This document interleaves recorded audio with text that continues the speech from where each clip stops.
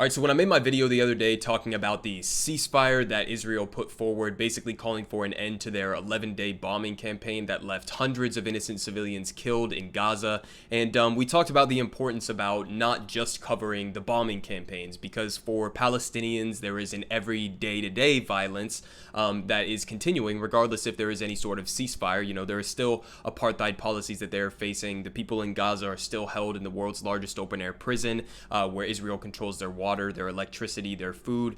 They're being starved in Gaza. In addition to the people in the West Bank, in the occupied Palestinian territories that are facing violence from illegal Jewish settlers who are continuing to expand their settlements into the West Bank. And in addition to that, the Palestinians within Israel itself that are facing discrimination. And I have a story right here that is highlighting the police and the Israeli police and their actions against Palestinians in the last couple of days, specifically talking about Palestinians within Israel that have faced discrimination from the police in response to protests against the government of Israel. So here's what they have to say in The Intercept. So Israeli police round up Palestinian protesters out of the global spotlight. So Palestinian activists urge the world not to look away from their struggle for freedom and equality following the ceasefire in Gaza, as Israeli police began rounding up Palestinian citizens of Israel who took part in the demonstrations described as riots by the authorities. Sound familiar probably to anyone who lives in the United States and understands the dynamic of protests versus riots, and how U.S. police will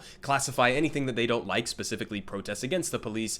They'll immediately declare it a riot and then escalate and use violent force to respond to this so-called riot, even if it is just a peaceful protest. So that's just been my experience with U.S. police. I'm sure it's even worse with Israeli police.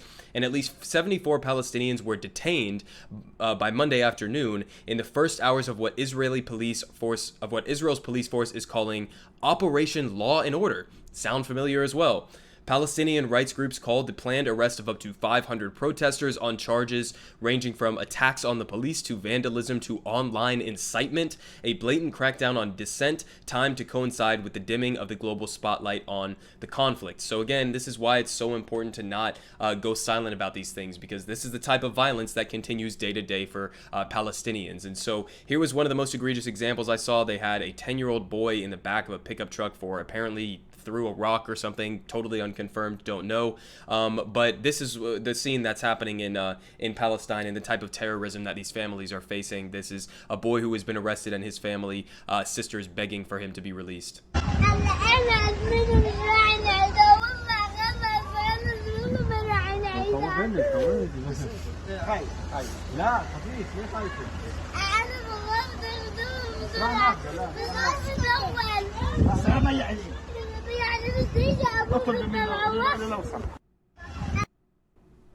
Right. So armed, militarized police showing up at their home to arrest a 11-year-old boy for supposedly throwing a rock. Again, don't have any confirmation that even happened, but even if it did, terrorizing families, subjecting them to this type of torment, all for what? For nothing. And this, again, you have to understand the power dynamic in these situations as well. Israel is the occupying force over these people. They have complete control over these people, and so you have to add that layer of analysis on top of this, not just in the immediate moment of what's happening. But here's what they had to say about this specific incident. So a researcher for the rights group Defense for Children International Palestine reported that the boy, who is 11, was arrested because Israeli settlers accused him of throwing stones.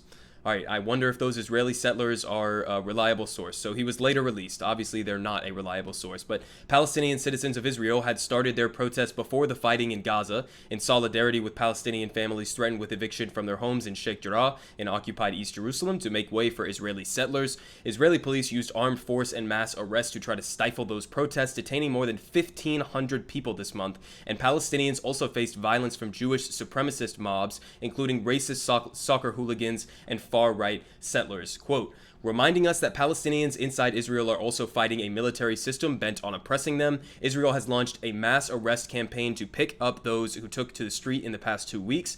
Tarek Bakoni, an analysis for International Crisis Group, commented, there were, he added, no similar arrests for Jewish mobs. Their violence was state sanctioned. So again, the apartheid in Israel becoming ever more apparent as we learn more information. Totally one-sided affair for how different groups of people are treated by the police. One group, you have violent far-right Israeli settlers that expand into these Palestinian territories and illegally are trying to take homes. Like the recent example was in Sheikh Jarrah in East Jerusalem, and they are backed by the IDF. They are backed by the Israeli security forces, and Palestinians don't have that, okay? They do not have that backing. In fact, the police, the IDF, are working their hardest to crack down on Palestinians as violently and aggressively as possible. So again, a total disproportionate treatment of the different groups of people in these areas. And so they continue.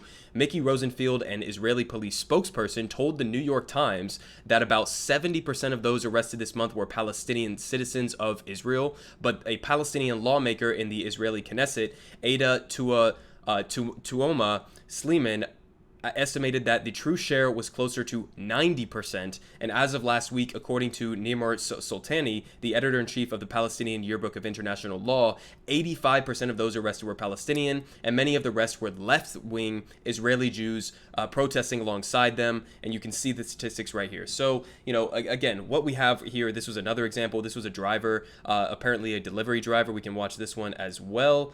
So let me just go ahead and pull this up. This was a delivery driver who was basically just harassed by police when he was walking away from the facility. You can see, and they kind of just jump in.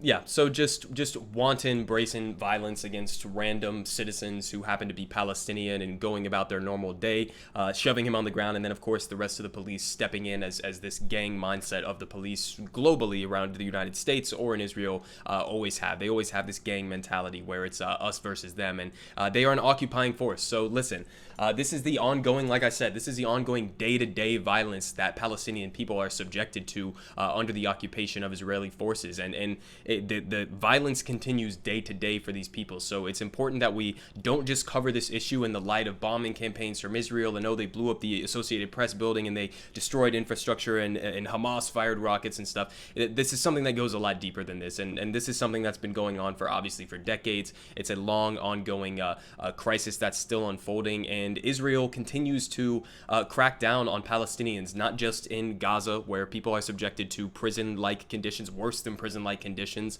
in Gaza, where their infrastructure has been obliterated. They have barely any access to safe drinking water. I actually just read an article the other day that said up to 400,000 people are now without regular water supply because of the latest bombing campaign. So, you know, this is something that runs deep. Israel still has an embargo on Gaza. They're still expanding illegally into the West Bank and looking to eventually probably annex the West Bank entirely. And the Palestinian people have basically no recourse in this entire situation. The U.S. media is going to basically be completely silent after this ceasefire, even though, again, that doesn't end the violence, okay? It may end the violence from the perspective of the Israeli government, but it doesn't end the violence from the perspective of the Palestinians. So, again, it's really important that we keep drawing attention to this. This is the type of shit that they're facing day to day under Israeli occupation, and we have to keep pushing on this. We have to start sanctioning Israel. We have to boycott, and we have to cut off our military aid, because we shouldn't be giving military aid and aid to these police forces that are then going and committing human rights abuses against the Palestinian people.